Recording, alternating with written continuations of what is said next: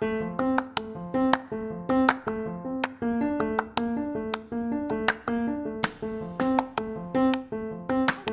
can start just saying, repeating briefly what Lucidis was telling you before, that grammar had a very important role when it came to very structural syllabi. So when we are preparing a syllabus for a structural course, we usually organize it around grammar. This changed a lot with the communicative approaches. So grammar started having a very small role, and in some cases, grammar was not covered or was not guiding or was not present in the syllabi at all and in the classrooms, right? So what I'm proposing is to have a little bit more grammar in our communicative approach. So how can we do that? The first thing that we could ask is why to incorporate grammar instruction into the language classroom, right? Into the language curriculum. So there are some evidence that there are some arguments that favor that decision. Some of them are natural language learning does not usually lead to high levels of grammatical and social linguistic competence. So there are a lot of research showing that people who go to live abroad or go to travel and learn a language, they still make a lot of mistakes, even though they are really exposed to the language. They are exposed to the language throughout a long period of time. When learners enroll in a language course, they expect to have grammar taught explicitly, right? They expect that, and if we frustrate that expectations, many times they are upset, they feel lost, and all that. Thematically based syllabi do not ensure systematic coverage of the L2 grammar. So when we design a whole course curriculum for a language and we have different courses and we design them only thematically, there are a lot of parts of the language system or the grammatical system of the language that are left out of that curriculum. So we just don't touch them, we don't teach them, okay? Learners may be able to communicate without acquiring target language forms, which you may tell me that's a good thing, right? They can communicate. Why do they need the target forms? But on the other hand, if we are teaching a language, we are also responsible for providing the target forms to them and kind of allowing them to speak more native-like or more appropriately, right? Formal instruction helps to promote more rapid L2 acquisition and higher levels of ultimate attainment. Ellis says that we should teach grammar, have grammar instruction incorporated into our class in intermediate and advanced courses, not for beginner students. And his point is that usually beginner students will acquire the more basic rules, the ones that they can infer from the input, so we don't need to teach those. And he will also say that early stages of language learning are mostly agrammatical. So there is no point in teaching grammar to these students. This is his point. I'm not saying that this is the correct answer, but this is what he's saying, okay? So we should start teaching grammar formally at intermediate level and increase it to advanced students, okay? So he doesn't really say that we should teach grammar every so often, but we can infer that from what he said throughout the article. What he shows is that there are some studies that demonstrate that if we focus on problematic structures and teach them intensively, learners acquire those.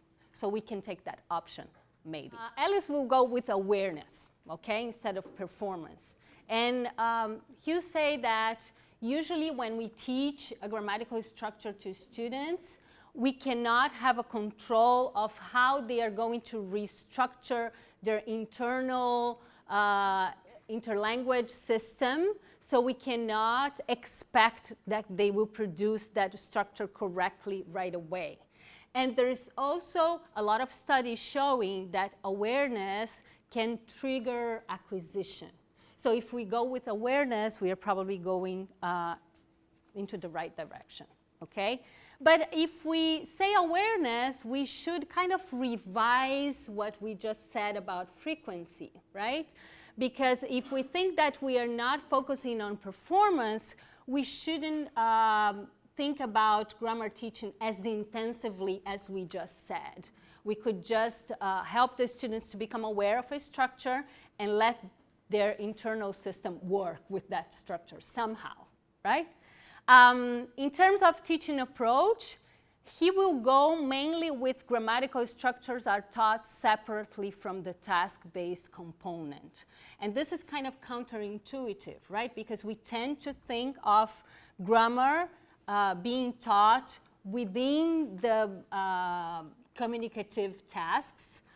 So what he says, his point about that is that students cannot focus on meaning and form at the same time. It's just too much. So when we pretend, or when we intend to teach them both things at the same time, usually we fail on one of them. As we said, learners, based on what on his approach, learners should notice structures in enhanced input and discover the rule. And we should focus our grammar instruction mainly on problematic structures and not in all of the structures of the language, would be fairly impossible, I would say. So bottom lines of what he says in terms of teaching grammar. Learners should have a substantial lexical base to be able to engage in processes of rule extraction. So if we are thinking about teaching grammar based on a more inductive approach in which we don't give them the rule, but they have to infer the rule from data, from the input, he argues that that's much easier if the learners have a substantial lexical base.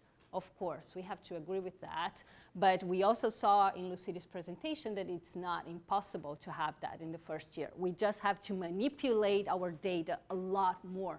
We have to be a lot more thoughtful, and it requires more work probably, right? Grammar instruction should focus on problematic structures. It should focus on learners' awareness rather than performance, helping learners develop explicit knowledge. So let's get to his specific approach, okay, of how to teach grammar. So he, since he's focusing on awareness, he makes a distinction between two kinds of awareness. One of them being awareness number one, which is consciously noticing a structure in the input. Right? This is becoming aware of the structure, is we consciously notice a certain structure in the input. And the second kind of awareness is developing an explicit knowledge about that structure, so knowing how to use it or how it functions. It's not only noticing, but it's knowing the rule behind it, okay? So then what he proposes is that we should follow 5 steps when we plan our grammar instruction lesson plan class, right? So the first one is listen to comprehend. So we should choose an authentic audio that contains several examples of the target structure. And the first activity that the students are going to develop is listen to this audio and do some kind of listening comprehension activity. Right? They are not focusing on form at this point. They are focusing more on meaning. So we are making sure that the students understand what they are hearing. For them to manipulate the input later, it's very important that we make sure that they understand what they are hearing. So then they listen to the audio a second time, and they perform an activity that helps them notice the structure. So then we are making them conscious of that structure in the input. We are raising their awareness number 1, okay, in the second activity. Then learners perform activities in which they analyze the structure. So they are guided to discover the rule that is behind the use of that structure, or the relationship between the structure and the meaning that the structure produces, etc. then we are raising their awareness number to them. We are helping them to find the rule behind it. Then they practice the rule by identifying and correcting errors. So we can do some kind of activity where we bring to them other students' production, for instance, and they can find errors and correct them. So they are using their explicit knowledge about that language structure to make this kind of exercise.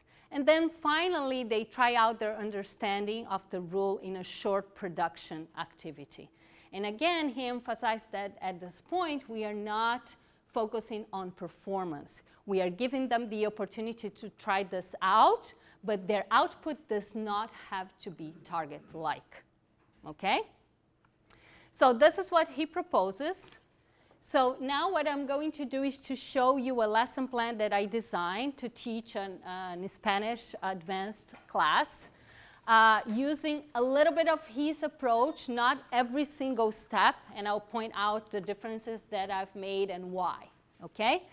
So the objectives of this lesson plan are to talk about one's and others' daily routine, briefly review the use of reflexive pronouns with verbs commonly used to talk about the daily routine, and most importantly, identify, analyze, and practice the use of object pronouns to express inalienable possession in Spanish. And this is a big word. So what does inalienable possession mean? So we are going to get there. So I'm going to briefly explain to you what is this grammatical aspect.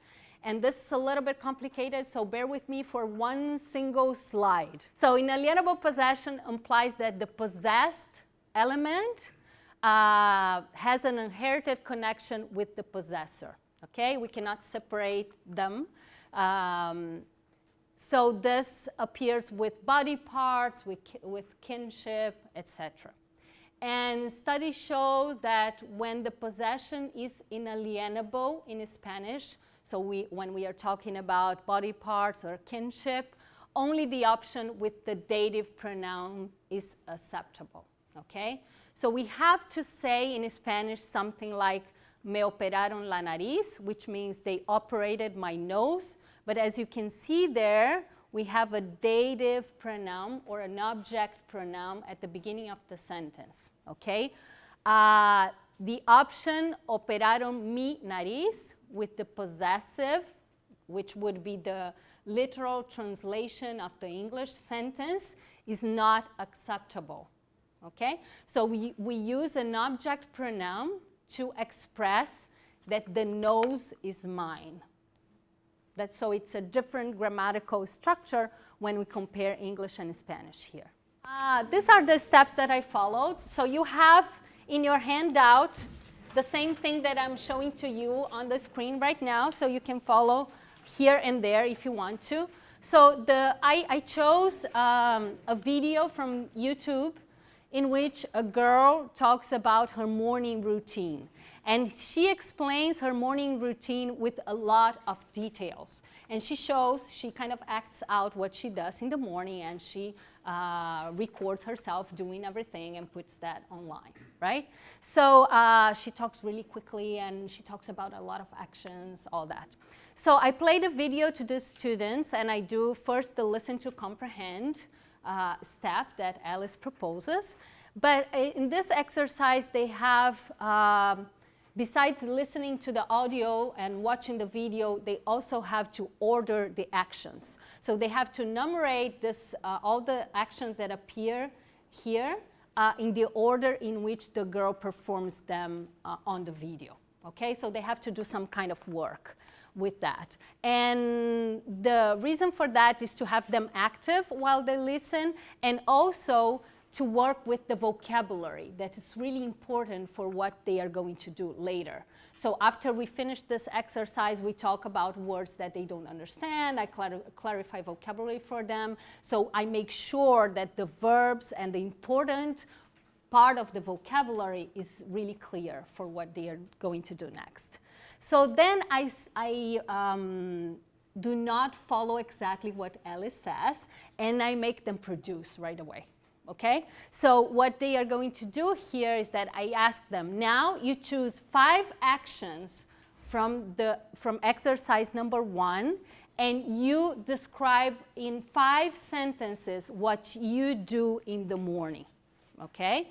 So I'm having them, after listening, producing a little bit. And the reason why is because I want them to access their interlanguage system somehow through their output. I want them to become aware of the structures that they are using to convey that specific meaning. Okay? That's why I'm making them produce at this point. Then we do the listen to notice step. So I provide them with the transcription of the audio, and I tell them, okay, we are going to listen to the audio again, but now you are going to underline in the transcription the sentences in which the verbs that you chose for exercise 2 appear. Then we go to the analysis step. So they have to analyze the grammatical structure. And my analysis, or the process in which I do the analysis, is to compare what they did, or the kind of structures that they used for exercise number 2, and the structures that the girl uses on the video, on her own description. Okay? So what I'm expecting is that they are going to say, I brush my teeth, and they are going to translate that literally to Spanish, and then when they compare their structure with the structure that she uses, they will find out that she's using a different structure. So the point here is not only to make them aware of the rule and to deduce, to infer the rule from the input, but also to become aware of the kind of grammar that they are using to produce their own sentences. So there is something in my interlanguage system that is not working so well and that I need to restructure. I try to avoid meta-language as much as I can. So I do not use inalienable possession in this part of the analysis. I do not use dative pronoun. The only meta-language that I use is pronoun. And I try to make them connect these pronouns that are different in the transcription of what they find in their own production and what they mean. Try to connect these little structures to meaning. That's what they have to do in this process of analysis. Then I give them the opportunity to produce again. So they have an oral production exercise, and I give them a homework where they have to write a paragraph comparing their own daily routine with this girl's daily routine. They are advanced students, so comparison for them is fairly easy right now. And they have to bring that paragraph that they wrote at home to class, so then they can perform the practice, the rule, identifying and correcting errors. So in the classroom, they bring their own paragraphs, they exchange their paragraphs, and they can find errors on each other's paragraphs and discuss why is that an error, is that really an error? So they can kind of revise the rule that they learned. Okay, so the idea is to make them work not only to perform language analysis, but also to perform language analysis on their own production versus on the production of a native speaker, to kind of be able to compare what is the language system that is guiding my production versus what is the system that is guiding the production of a native speaker. So at this point, they can notice that there is a gap between the knowledge that they have and what they should be producing. There is something they have to work on. Okay, thank you so much.